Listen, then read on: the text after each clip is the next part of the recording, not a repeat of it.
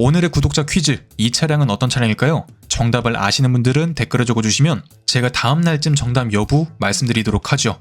뭔가 브랜드 딱지가 보이는데 내장재가 굉장히 고급스러워. 한 가지 힌트를 드리자면 정말 쇼다리에 허리가 긴, 제가 1열에 앉아서 운전을 하면 여기 공간이 주먹 한 개 들어갈 만큼 남아버리는 사실상 2인승짜리 차, 4인승인데 정말 2인승으로밖에 굴릴 수 없는 이런 저주받은 2열을 가진 안타까운 차량. 고속도로에서 다른 사람들이 무서워하는 이 차, 정답을 아시는 분들은 댓글에 적어주시면 감사할 것 같습니다. 안녕하세요, 수건도둑입니다. 오늘도 구독자분 중고차 추천 한번 간략히 알아볼 텐데요. 여러분들도 간략히 추천을 원하신다면 영상 설명란에 있는 양식을 참고하셔서 여기 나가는 메일로 첨부해주시면 제가 아주 열심히 만들고 있습니다. 오늘 구독자님, 예산은 2천만원이 있고 1,000만원 정도 할부 가능, 3천만원까지. 보신 차량은 DM8 소나타 중고, 20년식 니로나 코나 하이브리드, 신차는 할부 껴서 투싼이나 스포티지 하이브리드 요 정도가 있는데 아무래도 투싼 스포티지 하이브리드 1,000만원 껴도 3천만원으로 구매할 수 없는 차량이기 때문에 그냥 조금 옵션 적당히 넣고 저렴하게 사면 3,500, 옵션 다 넣으면 한 4,000 그 정도 나오기 때문에 이 친구들은 솔직히 어려울 것 같고, 중고로 보더라도 아직은 현역이기 때문에 감가가 거의 안 됐어. 그래서 이 친구들은 배제해 보도록 하고, 용도는 평일 40km 출퇴근에 가끔 주말 여가 활동용, 월 1000km, 월 유지비는 60만원, 할부금 포함이고 예상보험료는 연 120에서 130이니까 한 달에 10만원 정도.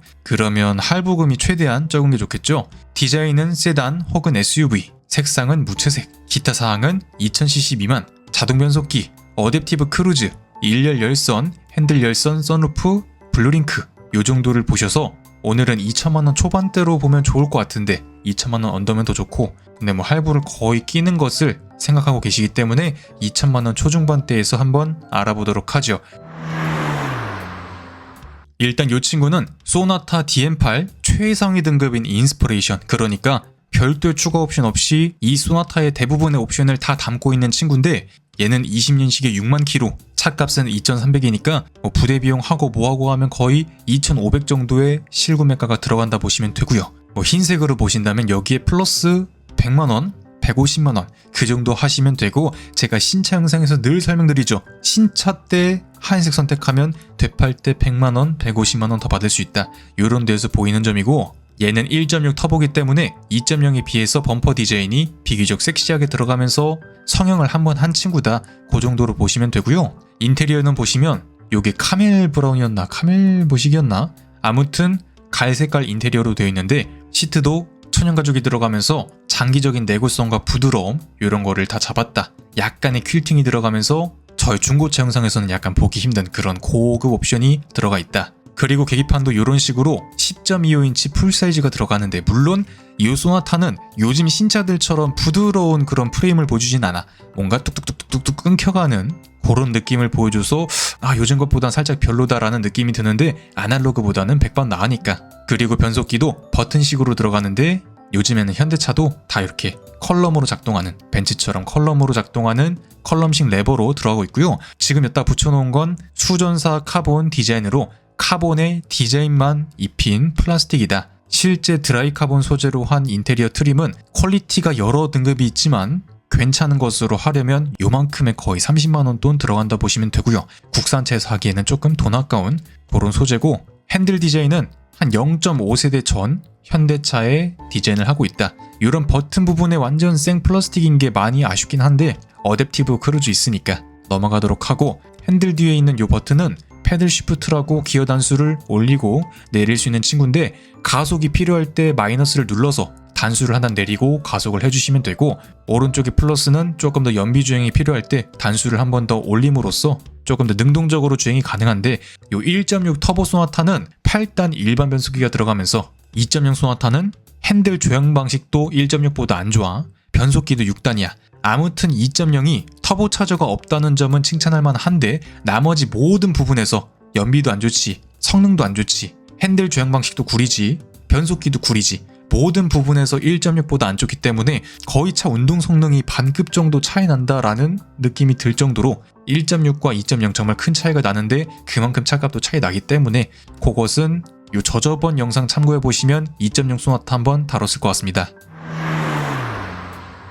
그리고 옵션이 오늘 필요하다고 하신 선루프 빼고는 다 들어간 차량 같은데 아마 선루프가 들어간 차량으로 보시려면 차값을 플러스 100만원 정도 보시면 될 것 같고 서라운드 모니터도 있기 때문에 제가 아까도 느낀 건데 늘 설명드리죠. BMW나 포르쉐, 아우디 다 똑같은 카메라를 쓰는데 현대가 제일 깔끔하게 잘한다. BM은 뭔가 자연스럽긴 한데 왜곡이 어느 부분에선 세게 오고 아우디, 포르쉐는 야 이걸 사람 보라고 만든 건가? 안 보는 게 더 나은 것 같은데 싶을 정도로 너무나도 큰 왜곡을 보여주기 때문에 같은 카메라로 자연스러운 세팅 현대기아가 제일 잘한다. 그리고 말씀하신 자동차 보험료 할인 15% 정도 받을 수 있는 블루링크 서비스도 아직 5년이 안 됐기 때문에 무상으로 이용할 수 있고 그 이후로는 뭐 약정 들어서 한 달 5,500원 정도 그리고 기타 인스퍼레이션이기 때문에 후측방 경고나 조금 더 넓은 범위를 인지하는 전방 충돌 방지 보조, 차로 이탈 방지 유지 보조 이런 게 전부 다 있다. 물론 기본 등급에서도 차로 이탈 방지 이런 건 있었지만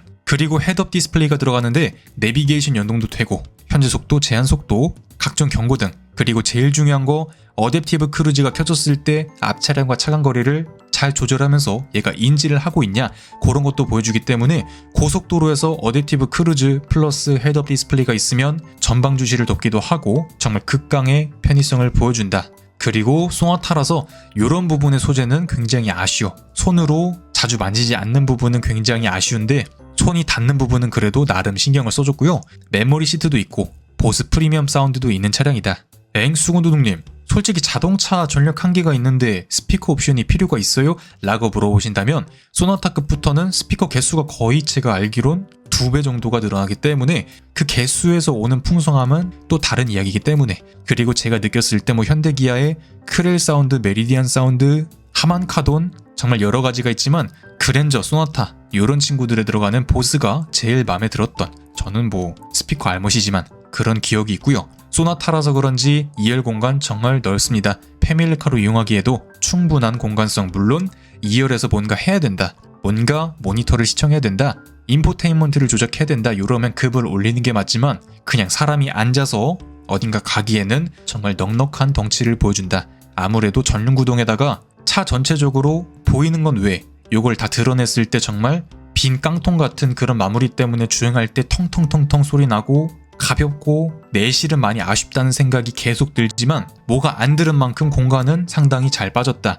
안쪽에 쓰는 나사 한 개, 피스 한 개도 가격 차이가 물론 있는 부분이지만 국산 차들은 열 처리도 안 한 거 나중 가면 막 녹 먹어갖고 막 부러지고 아주 그냥 난리 부릅스를 치는데 수입 차량들은 그래도 하나하나가 열 처리된 부속을 쓰는데 국산차는 아직 눈으로 보이지 않는 부분에서 그런 원가 절감은 확실하게 하고 있다. 그런 느낌이 있네요. 뭐 아직 키로수가 10만도 채 안 됐기 때문에 6만 키로 정도밖에 안 됐고 엔진 미션 아직 짱짱하기 때문에 갖고 오신다면 한 10,000키로, 20,000키로 정도 더 타고 변속 규율 정도만 바꿔주시고 소모품 교환은 늘 설명드리는 그 자동차 설명서 맨 뒤에 있는 그 주기보다만 살짝씩 빠르게 해주시면 되고 뭔가 크게 하체가 크게 다쳤을 땐 블루엔즈보단 하체 전문으로 하는 그런 정비소로 가시는 것을 조금 권장드리고 싶네요.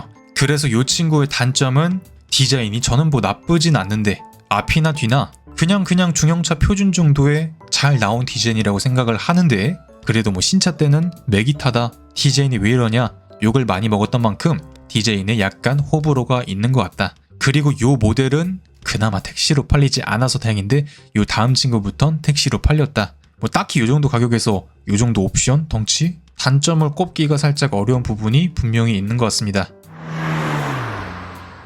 뭐 오늘 보시는 20년식 니로 코나 하이브리드 시내주행 위주라면 연비에서 장점이 굉장히 큰데 만약에 내가 트렁크 공간을 조금 더 활용을 해야 돼. 뭐 큰 차량이 필요한 건 아닌데 코나에 적당한 트렁크가 필요해. 혹은 서울에 살아서 좁은 골목길이 조금 많아. 좁은 골목길에서 막 회전을 하고 아무튼 조금 작은 차량이 유리한 환경이야. 디자인이 소나타만큼 호불호 갈릴 수 있어. 근데 뭐 연비 보시면 리터당 21km 이렇게 진짜 정신 나간 사기적인 연비를 보여주기 때문에 얘는 지금 23년식에 25,000km 마찬가지로 풀옵션 코나인데 소나타보다 더 좋은 연비가 필요하다면 어차피 10년 20만 km까지는 하이브리드 보증되니까 코나도 나쁜 선택지는 아니나 소형 SUV이기 때문에 전체적인 재질이 많이 떨어집니다. 에이 뭐 어때? 라고 생각을 할 수 있는데 저는 이런 부분에 정말 큰 비중을 두기 때문에 뭐 안 그런 사람들도 있겠지만 코나는 보시면 거의 생 플라스틱에 살짝만 인조가죽 덧댄 수준. 어쨌든 소나타는